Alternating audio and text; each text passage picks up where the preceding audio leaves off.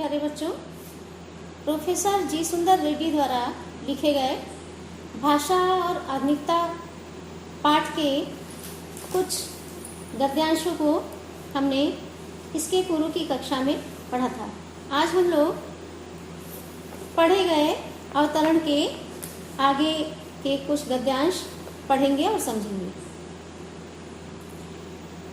जैसा कि भाषा और आधुनिकता निबंध में अभी तक चर्चा की जा रही थी कि भाषा को युगानुकूल बनाने के लिए उसमें विदेशी भाषा के या अन्य भाषा के ऐसे शब्दों को हम यथावत उस रूप में स्वीकार कर सकते हैं, उसको स्वीकारोक्ति दे सकते हैं, जिससे कि भाषा की मूल आत्मा विकृत न हो, यानी भाषा की जो मौलिक विशेषता है वो बनी रहे।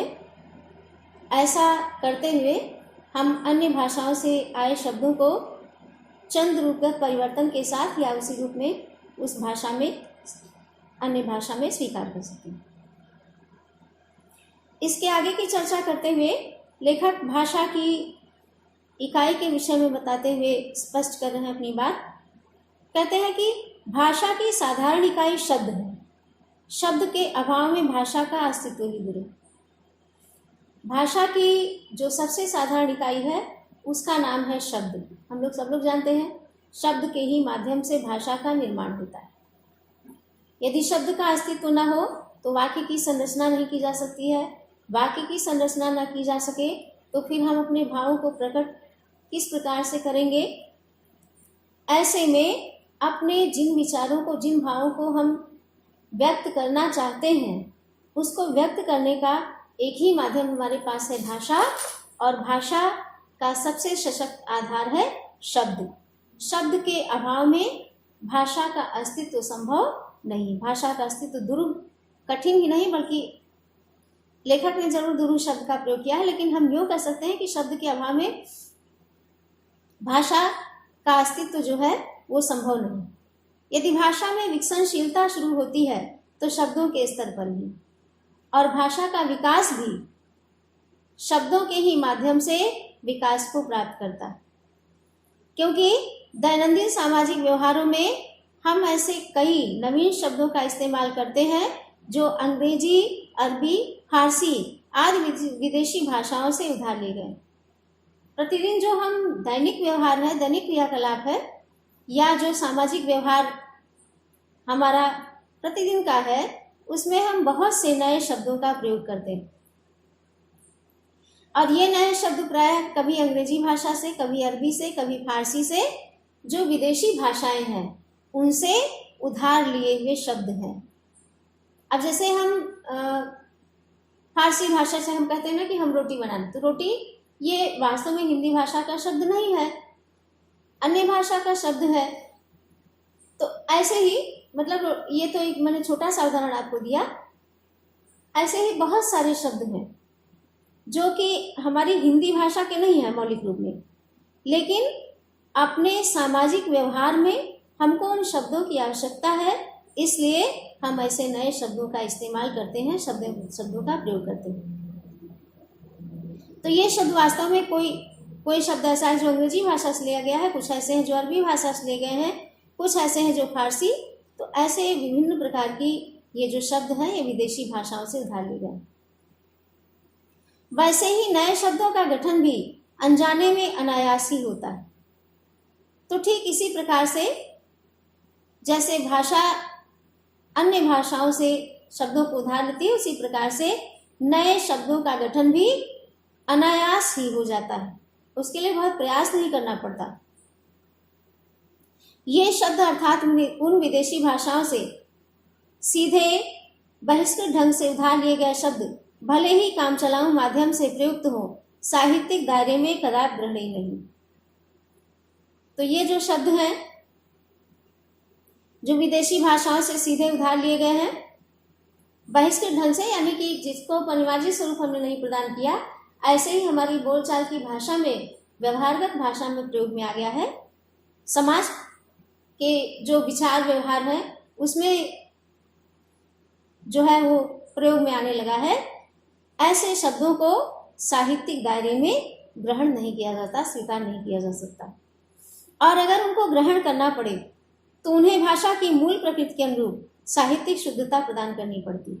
और यदि शब्दों को ग्रहण करना है साहित्यिक दायरे में, तो अन्य भाषा की जो मूल प्रकृति है उसके अनुरूप सामंजस्य स्थापित करते हुए उसको उसके साहित्यिक मानदंडों के अनुरूप उसकी साहित्यिक शुद्धता प्रदान करनी पड़ती है। यहाँ प्रयत्न की आवश्यकता प्रतीत होती है। ऐसा करने के लिए प्रयास करने की जरूरत होती है, प्रयत्न करने की जरूरत होती है। और एक प्रश्न यह है कि कौन इस साहित्यिक शुद्धिकरण का जिम्मा अपने ऊपर ले सकते हैं। हिंदी भाषा के नवीनीकरण के लिए भारत सरकार ने अब तक काफी प्रयत्न किया है। इसके लिए सन 1950 में शास्त्रीय एवं तकनीकी शब्दावली आयोग की स्थापना की गई। अब उसके बाद कहते हैं कि चूंकि ये शुद्धिकरण करना पड़ेगा, तो कहते हैं कि ये साहित्यिक शुद्धिकरण का जिम्मा कौन है जो अपने ऊपर ले सकता है। तो हिंदी भाषा के शुद्धिकरण के लिए, नवीनीकरण के लिए भारत सरकार के द्वारा काफी प्रयास किया गया है।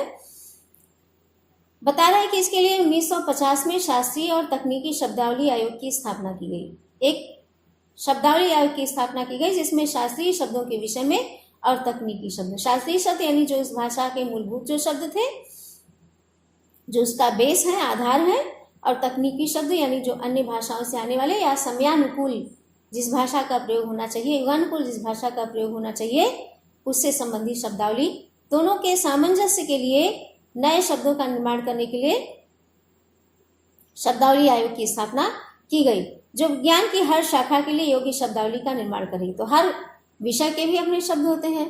अब जैसे भूगोल विषय के अपने निश्चित शब्द हैं, विज्ञान विषय के अपने निश्चित शब्द हैं, ठीक इसी प्रकार से यानी जितने भी विषय, चाहे कृषि विज्ञान है, चाहे वनस्पति विज्ञान है, यानी सबके अपने शब्द होते हैं, सबकी अपनी भाषा होती है। तो इन सबके लिए, हर शाखा के लिए योग्य शब्दावली का निर्माण इस शास्त्रीय एवं तकनीकी शब्दावली आयोग, जिसकी स्थापना भारत सरकार द्वारा सन 1950 ईस्वी में की गई, उसके द्वारा यह कार्य किया जा रहा है। हिंदी साहित्य सम्मेलन जैसी ऐच्छिक संस्थाओं ने भी इस दिशा में कुछ महत्वपूर्ण काम किया। तो कह रहे हैं कि जैसे हिंदी साहित्य सम्मेलन जैसी जो संस्थाएं हैं, उन्होंने भी इस दिशा में कुछ महत्वपूर्ण काम किया है और नए शब्दों के निर्माण में उनकी भी महत्वपूर्ण भूमिका है। राहुल सांकृत्यायन और डॉक्टर रघुवीर जैसे मूर्धन्य मनीषियों ने भी इस काम को पहले पहल अपनी अभिरुचि के कारण अपने ऊपर लेकर गतिशील बनाने की कोशिश की। तो राहुल सांकृत्यायन और डॉक्टर रघुवीर जैसे जो साहित्यकार हैं, विद्वान हैं, उन लोगों ने भी अपनी व्यक्तिगत रुचि के कारण, अपनी स्वेच्छा से अपने ऊपर लेकर के उन्होंने भाषा को गतिशील बनाने का प्रयास किया। अब तक इस दिशा में जो कुछ भी कार्य हुआ है वह अपर्याप्त ही है, किंतु फिर भी लेखक का ये कहना है कि इस दिशा में अभी तक जितना कार्य किया गया उसको पर्याप्त नहीं कहा जा सकता, बल्कि वह अपर्याप्त है, क्योंकि यह कार्य अपनी शैशवकालीन दशा से गुजरकर आगे बढ़ नहीं सका। क्यों ऐसा कह रहे हैं लेखक, क्यों रेड्डी जी ऐसा कह रहे हैं? क्योंकि ये कार्य अभी भी अपनी शैशवकालीन स्थिति में है, उसको जहां तक पहुंचना चाहिए वो आगे उससे गुजर करके आगे नहीं बढ़ पा रही है, इसलिए अभी इस दिशा में बहुत प्रयास करने की जरूरत है। इसकी प्रगति के अवरोध में दो वर्ग बाधा डालते हैं। प्रथम वह वर्ग जो अपनी शुद्ध साहित्यिक दृष्टि के कारण आम प्रचलित उन पराये शब्दों को यथावत ग्रहण करने में संकोच करता है। तो दो कारण हैं इसके मार्ग के व्यवधान कौन से हैं, कौन है जिसकी प्रगति में अवरोध डालते हैं। दो वर्गों के विषय में बता रहे हैं। एक वर्ग वह जो अपनी शुद्ध साहित्यिक दृष्टि रखता है और अपनी शुद्ध साहित्यिक दृष्टि रखने के कारण जो आम तौर पे प्रचलित होने वाले शब्द हैं, ऐसे पराये शब्द जिनको कि वह पराया मानता है, उसको उसी रूप में ग्रहण करने में वह संकोच करता है। दूसरा वह वर्ग जो अपने विषय के पारंगत होने पर भी साहित्यिक व भाषा वैज्ञानिक पृष्ठभूमि के अभाव में उन प्रयुक्त विदेशी शब्दों को मनमाने ढंग से विकृत कर अपनी मातृभाषा में थोपना चाहता है। और दूसरा वो वर्ग है जो अपने विषय में पर्याप्त शब्द होने के बाद भी साहित्यिक और भाषा वैज्ञानिक पृष्ठभूमि के अभाव में ऐसे विदेशी शब्दों को विकृत करना चाहता है, विकृत करके अपनी मातृभाषा में थोपने का प्रयास करता है जिसकी कोई आवश्यकता नहीं हो। आजकल कई प्रादेशिक सरकारों ने अपनी प्रांतीय भाषाओं में उच्च स्तरीय पाठ्यपुस्तकों के निर्माण के लिए कई आयोगों की स्थापना की है। हम आशा करते हैं कि वे आयोग उपर्युक्त उन बाधित तत्वों से हटकर अपना काम सुचारू बना सकेंगे। तो वर्तमान समय में कई राज्य की सरकारों ने, कई प्रदेश की सरकारों ने अपनी प्रांतीय भाषा में, उनकी प्रांतीय भाषा में भी उच्च स्तरीय पाठ्यपुस्तकों का निर्माण हो सके, इस उद्देश्य के लिए कई प्रकार के आयोगों की स्थापना की है।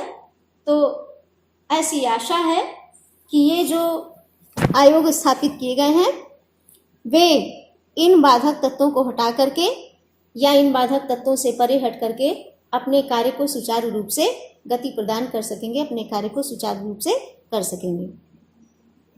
तो आज हम लोगों ने इस निबंध के पढ़ाए गए अंश के आगे का कुछ अंश पढ़ा है। शेष निबंध अभी 2 खंडों में बांट करके, अगले 2 खंडों में बांट करके आपको व्याख्या जो है अगली कक्षा में समझाई जाएगी। आज आप लोगों ने जितना पढ़ा है इसको पढ़ करके भली भांति समझिएगा, क्योंकि भाषा की साधारण इकाई शब्द है। यह पैराग्राफ आपकी बोर्ड परीक्षा की दृष्टि से बहुत महत्वपूर्ण है, तो आप लोग ध्यानपूर्वक इसको पढ़ करके इसकी व्याख्या समझिएगा। शीघ्र ही इससे संबंधित प्रश्नावली आपको हल करने के लिए अभ्यास प्रश्न की